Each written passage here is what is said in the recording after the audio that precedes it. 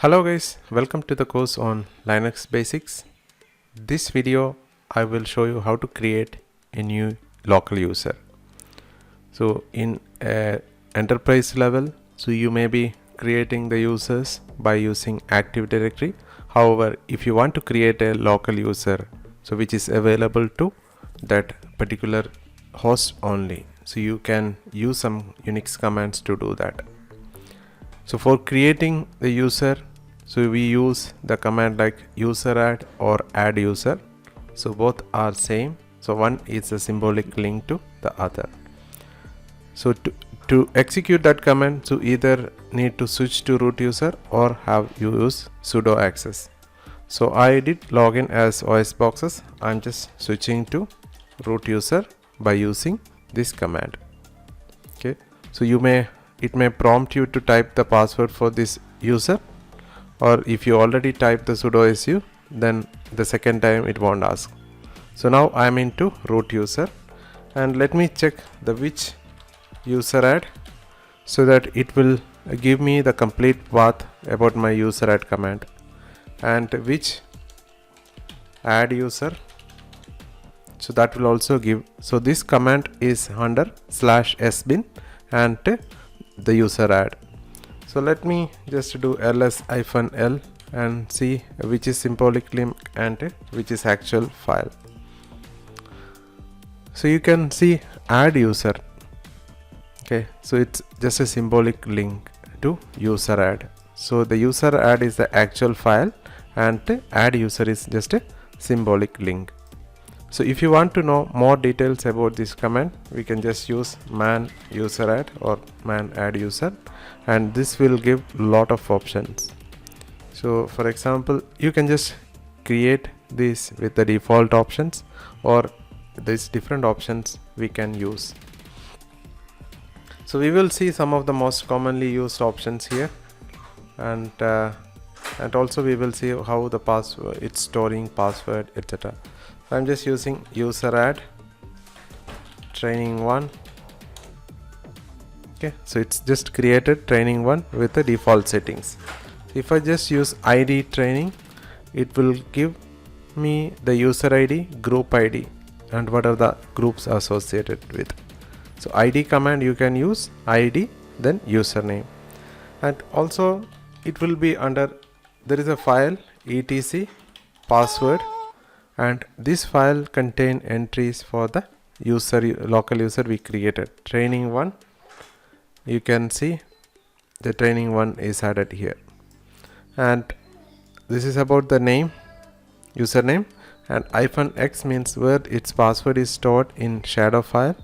Okay, so -x, then this is the user id and this is the group id, and the next part is about the description, but we don't have any description or comments added for that user, and this is the home directory, and this is the default shell associated with that user. Okay, and once we set the user, so definitely we can do set the password using password command. So password command you can use for setting a new password or changing an existing password.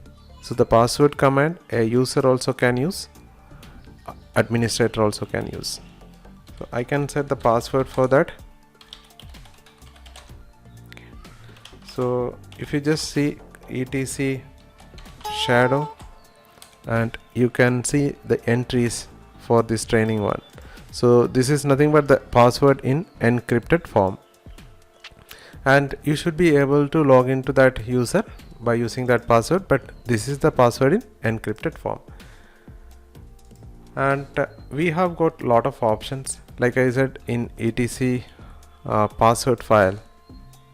So you can see these entries like user id, group id, then command, default home directory, default shell.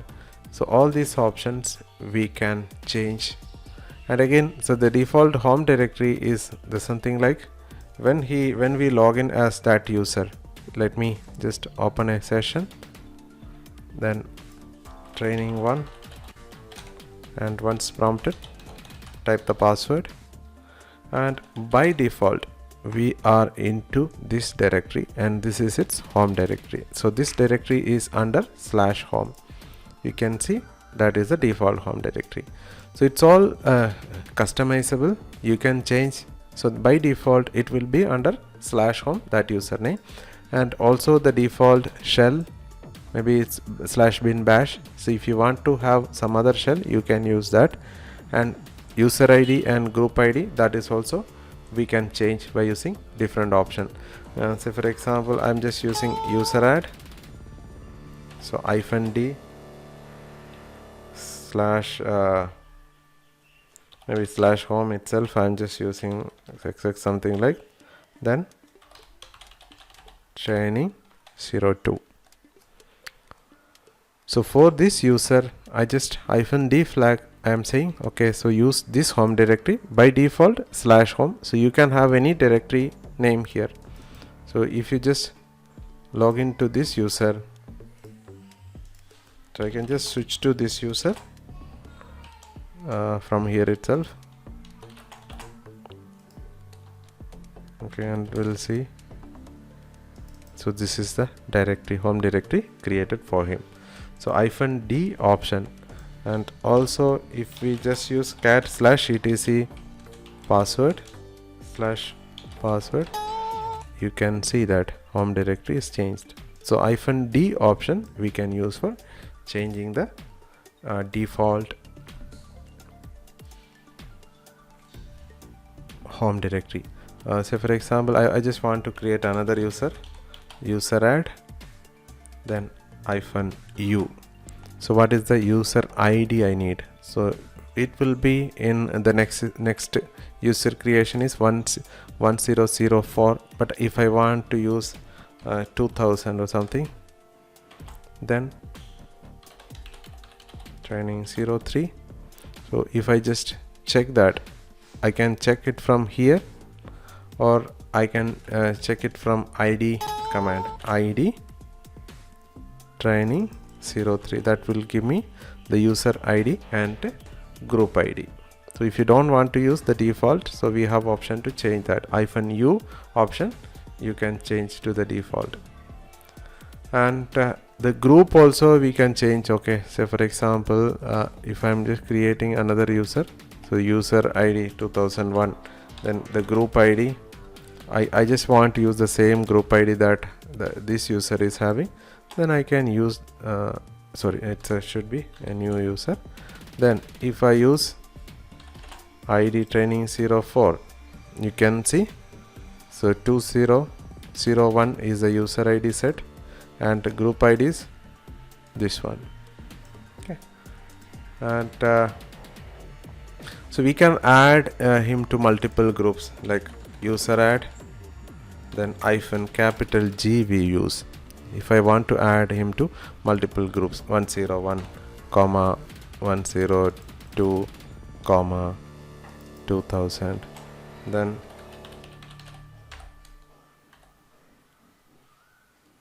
right. So if I use training 5, you can see, so these are the groups he is associated with. Uppercase G means if you want to add him to multiple groups. So lowercase g means group ID, and lowercase u user ID. And we can create user with the expiry date also. So by default users are created like, say, you can just use chag change -l and user ID. So that will show you like the expiry, account expire is never, by default this account never expire. But if you want to create a user with account expiry date, you can do that. First let's check what is the current date. So maybe I just want to create an account for only 10 days or next week. I can use user add, then -e for expiring, and first year to 2019, and the month is 03, and the March month, and 10/20.